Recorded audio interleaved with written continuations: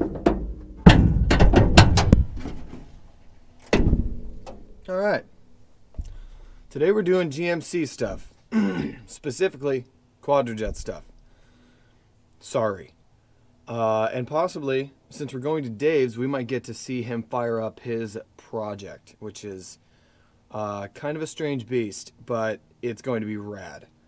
So we're going to pull this carb off because I have to steal the base plate because I mangled the first one. So, yeah, let's get started.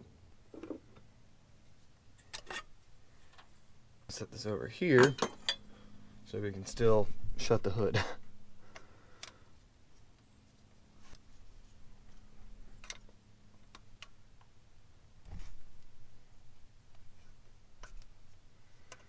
Good thing there's no fuel in the carb because it drains back every single time.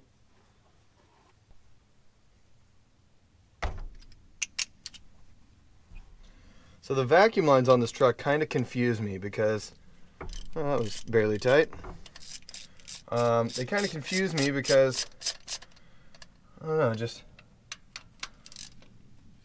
they, like the one off the brake booster, I think also goes to the trans kick down, and it comes off the back of the manifold, which I'm going to have to learn about the different types of vacuum sources. But usually you see the one from the brake booster coming off the front of the carb, but that one's actually going to the vacuum advance. But this one coming off the front of the carb in the center is going to, this big one is just going to the valve cover, which, I mean, I don't know much, but that just seems weird to me.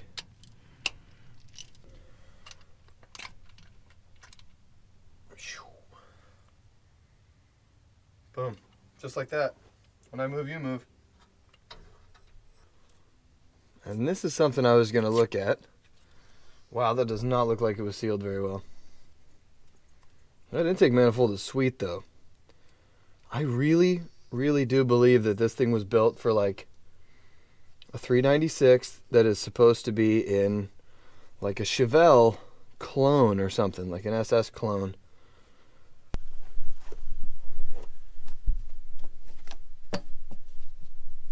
Yeah.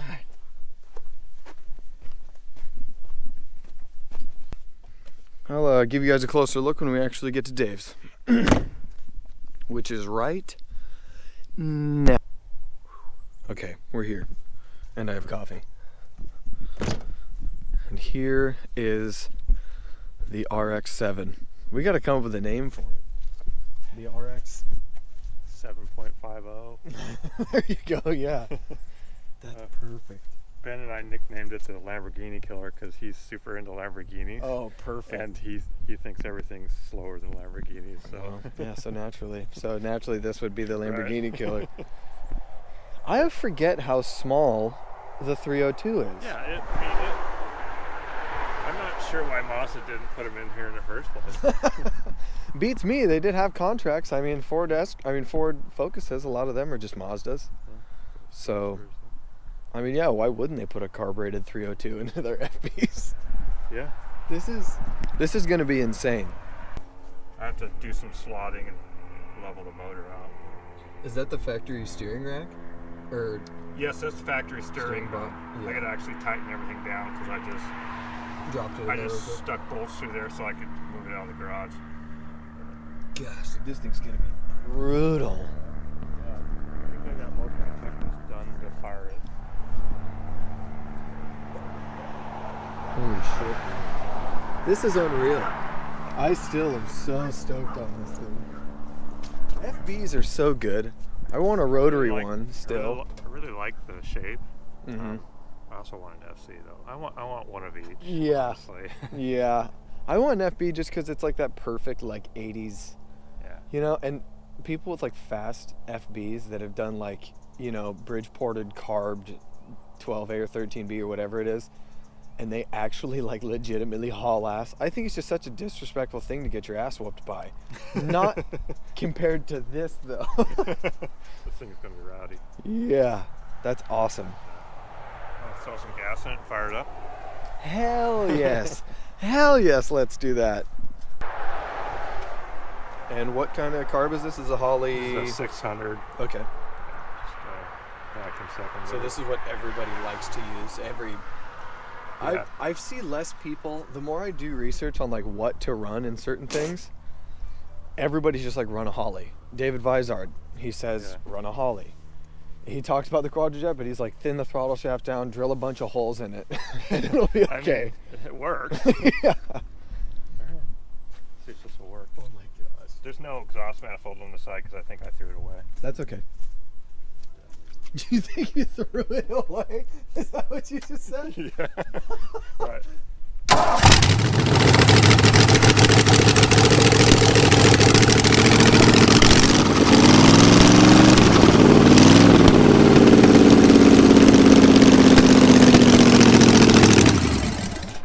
Outstanding. That is loud. Dude. I love this. That was what, 50 pounds of oil pressure? Yeah. Damn, dude. That's crazy. That was awesome. Oh my gosh. This is going to be brutal. Yeah, it's going to be fun. This is going to be rad. So this is going to be autocross Time attack. time thing. attack. Yeah, Okay, time attack. More specific to time attack. Then Yeah. Longer gear ratios, kind of setting up for, yeah. Yeah. Holy I shit, can't dude. wait to get the side exhaust on it. That's so awesome. Are you going to try and run those wheels? I Or might. similar to I'm planning on putting 275s under it just because that's what I have. I mean, I got stacks of them. And it's what you'll probably need to keep the thing I'm under. sure I'll probably need more tires than that in the back. Yeah. Gosh, that's badass. Also, the coolest part, I think, is the Hurst shifter. Anything with a white Hurst shifter is just the shit to me. Outstanding. Gosh. Well, I hate to ask, but can we do lame Quadrajet stuff now? Sure. God. So Dave has already enlightened me on quite a few different little things. The secondary sticking is because it looks like they're coming up too far, and the set screw needs to be adjusted a little bit because they get like that. And apparently, there's the adjustment screw is Set screw right under set here. screw. There. Oh, okay. You loosen this one right here. Okay. And tighten it or loosen it right there. Gotcha. And then you also mentioned that the cam, that plastic cam, is usually something that will stick and keep the secondaries from opening correctly, right? Not necessarily stick, but it controls the opening rate of how much fuel per air comes in when these open. So it's just how quickly the fuel comes in compared to how fast the air comes in. Okay. That's probably a horrible description, but kind of. I'm sure people get it. I think if anybody watching this video, anyone who wants to click on this video understands carbs, hopefully. Hopefully they won't watch it all the way through Yeah. because it'll be too irritated. If anybody's watching this, like, I drive a Daewoo Lanos. What are they talking about? You know what I mean? That's like, I hope none of my audience drives it. So honestly, there isn't really a whole tremendous amount that we can do. I think we're going to tear into it a little bit and, go from there, see how that goes. But essentially, I need to modify the base plate correctly on it and just kind of keep it simple, keep it quick and easy. And also, I think there are better options for how the vacuum lines are routed on the truck, and this one has a better option for the brake booster. Instead of teeing off of the intake manifold like I showed you guys, I can actually run the brake booster to this guy right there. So hopefully that will actually function better. Here comes a little bit of the dismantling process.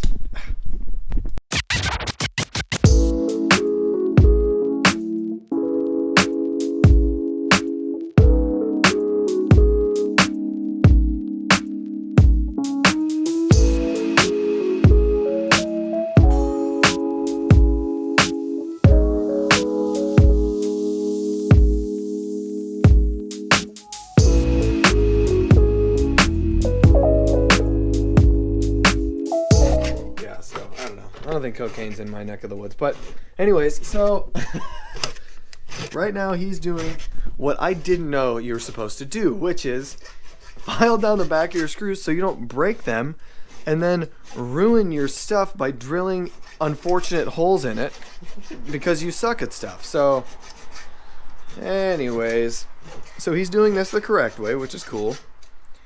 But I'm going to double check a lot of these openings and everything. I think I'm going to try and get these idle tubes out. Those guys right there.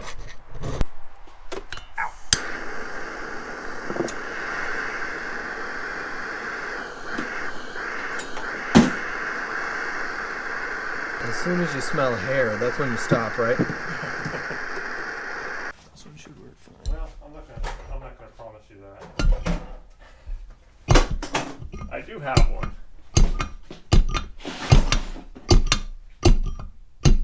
This is the kind of dumb shit that I do at work. Got it. Kinda. Shit. Did you need that? I do, yeah, and I'll be able to pull it off. I just.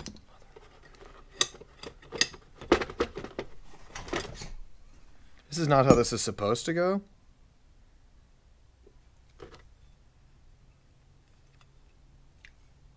Does this have bushings? Okay, we're close though. I mean, we're on the right track. I guess. At least that's what I'm going to tell myself.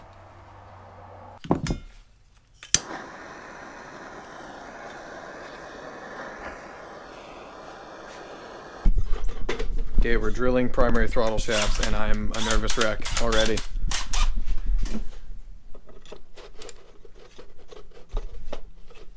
Oh, WD-40 for lube. Good call.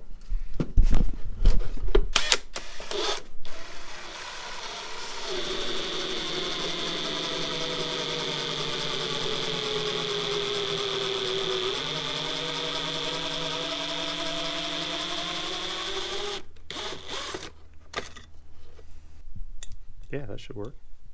Stick that in the freezer. Sweet. And then red Loctite and. Yeah, red Loctite for sure. Sweet.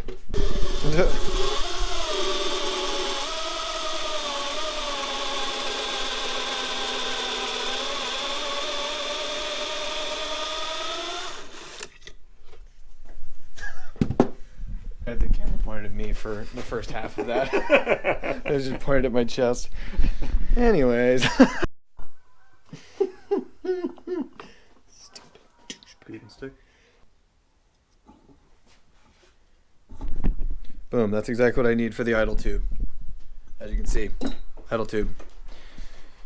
But I go to actually, you know, check the thing. It's good to go. Good to go. It's good to go. So now I have to get the other one out just to, you know, get it right.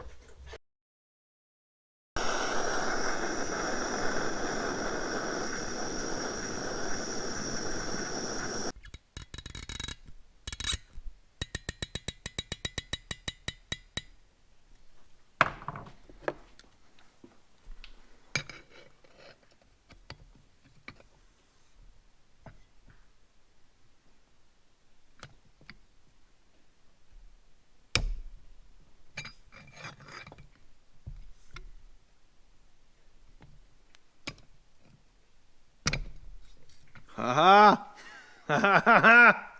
Yes. Okay, so as you can tell, we're back in my garage space area, garbage storage place, and I got the idle tubes out correctly. Like a little bit of score, like I kind of threaded them a little bit with the screw. But these ones are out and they're straight and they're intact, and that's numero uno. That was my number one concern. Yeah. Super organized. I'm like so organized, it freaks out. Like Marie Kondo wrote the book because of me. Yeah. This is not the best type of micro drill, by the way. A little micro drill bit. The other one's the pin vices. That's what I'm talking about, pin vices. Ones that actually go into a drill are the best ones to use from what I've read. So, all the main air bleeds and all the idle air bleeds are all done. They're all sized and ready to rock and frickin' roll. So what I'm going to do is check the rest of the stuff on this list, which is going to be the accelerator pump discharge hole, and then looks like that's all that we need to check. So then I'm going to epoxy the back of this and be done with it. Surprise, I'm wearing a beanie now. Sorry it looks stupid because it's way too big and my head is too small. But I filed down these little spots that are usually vacuum leaks, and instead of drilling them out and putting screws in, because that scares me, I'm just going to completely obliterate them in epoxy. Because that's what most people do anyways, so I'm just going to do that. So it's going to be reassembly tomorrow, but by tomorrow I mean next video. So I'm going to end this one here. I'm going to give you guys a little time lapse of me epoxying all this stuff, but yeah, that's going to be it for this video. Just getting this all prepped and ready for actually, you know, being functional on my GMC C20 or C25 Longhorn Camper Special 8.5 foot bed, super rad. So I'm just going to epoxy these and call it a night. So I'm going to hit you guys with a time lapse of that, and I'm going to say like, comment, subscribe, all that good stuff, and I'll catch you guys in the next video. Thanks for watching.